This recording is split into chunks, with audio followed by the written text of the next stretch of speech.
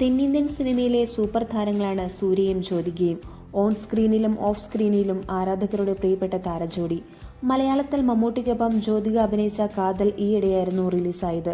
18 വർഷം പിന്നിട്ടിരിക്കുകയാണ് സൂര്യയുടെയും ജ്യോതികയുടെയും ദാമ്പത്യ ജീവിതം.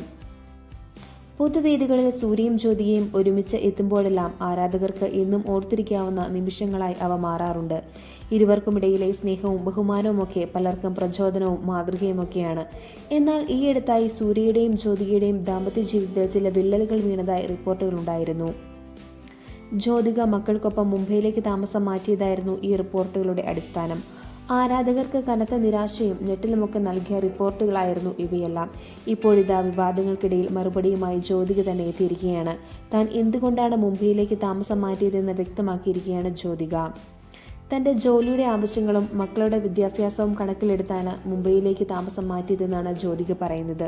വിവാഹശേഷം സിനിമയിൽ നിന്നും ഇടവേളയെടുത്ത് ജ്യോതിക 2015 തിരികെ വരുന്നത്.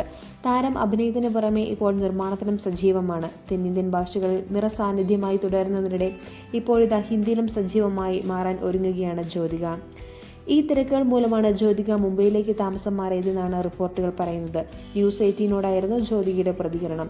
മക്കളും ഇപ്പോൾ പഠിക്കുന്നത് മുംബൈയിലാണ്.